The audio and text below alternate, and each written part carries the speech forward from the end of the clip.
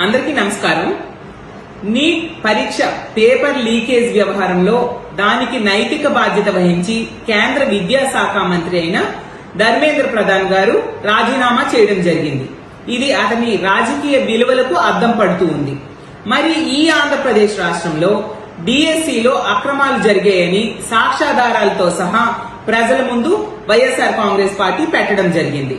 అలాగే డిఎస్సి అభ్యర్థులు రోడ్డెక్కి ఆందోళనలు కూడా చేయడం జరిగింది. దీనికి నైతిక బాధ్యత వహించి ఈ ఆంధ్రప్రదేశ్ రాష్ట్ర విద్యాశాఖ మంత్రి అయిన లోకేష్ గారు ఎందుకు రాజీనామా చేయట్లేదు?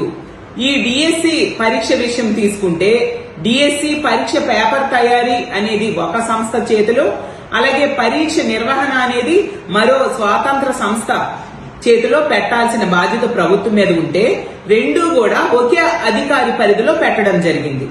ఎస్సీఈఆర్టీలో పనిచేస్తున్న ఒక అవుట్ సోర్సింగ్ ఉద్యోగి అయిన నవీన్ కు కృష్ణా జిల్లా ఫస్ట్ రావడం జరిగింది.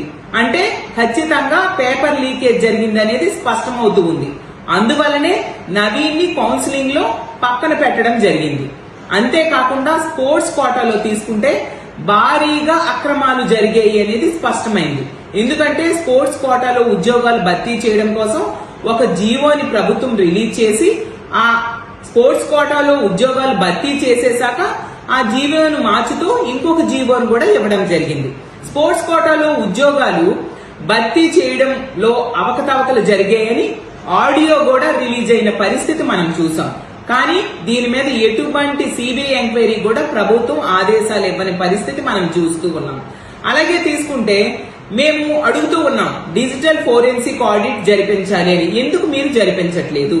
డిఎస్సిలో అక్రమాలు జరిగాయని చెప్పి మా వైఎస్ఆర్ కాంగ్రెస్ పార్టీ అన్ని సాక్ష్యాధారాలు కూడా ఇస్తే ఎంతసేపు కూడా డైవర్షన్ పాలిటిక్స్ చేస్తూ ఉండే పరిస్థితి మనం చూస్తూ ఉన్నాం. చంద్రబాబు నాయుడు గారికి డైవర్షన్ పాలిటిక్స్ అనేది ప్రతి సందర్భంలో కూడా అలవాటు. ప్రభుత్వం పరిపాలనలో వైఫల్యం చెందిన ప్రతి సందర్భంలో కూడా డైవర్షన్ పాలిటిక్స్ చేస్తూ తప్పించుకుంటూ ఉండడం చంద్రబాబు నాయుడు గారికి, కూటమి ప్రభుత్వానికి ఒక అలవాటుగా మారిపోయింది. ఈ డిఎస్సిలో తీసుకుంటే లక్షలాది మంది విద్యార్థులు ఈ పరీక్ష రాయడం జరిగింది. ఆ లక్షలాది మంది విద్యార్థుల తాలూకా కష్టం, తల్లిదండ్రుల తాలూకా త్యాగం, కుటుంబ సభ్యుల తాలూకా ఆశల్ని ఈ ప్రభుత్వం ఈ రోజు పట్టించుకోని పరిస్థితి మనం చూస్తూ ఉన్నాము. ఎంత స్పష్టంగా డిఎస్సి పరీక్షల్లో అవకతవకలు జరిగాయి, డిఎస్సి నిర్వహణలో అవకతవకలు జరిగాయి అనేది స్పష్టమవుతూ ఉంది. కాబట్టి దీనికి నైతిక బాధ్యత వహిస్తూ లోకేష్ గారు రాజీనామా చేయాలి. వీళ్ళు ఉన్న కూటమిలోనే కేంద్ర ప్రభుత్వంలో నీట్ పరీక్షకు ఆ బాధ్యత వహిస్తూ ధర్మేంద్ర ప్రధాన్ గారు ఏ విధంగా అయితే రాజీనామా చేశారో అదే విధంగా ఆంధ్రప్రదేశ్ రాష్ట్రంలో ఇక్కడ విద్యాశాఖ మంత్రి అయిన లోకేష్ గారు ఈ డిఎస్సి పరీక్షకు బాధ్యత వహిస్తూ రాజీనామా చేయాలని మేము డిమాండ్ చేస్తూ ఉన్నాము. ఖచ్చితంగా ఎప్పటికైనా లోకేష్ గారు నైతిక బాధ్యత వహించి రాజీనామా చేయాలని కోరుకుంటూ ఉన్నాము.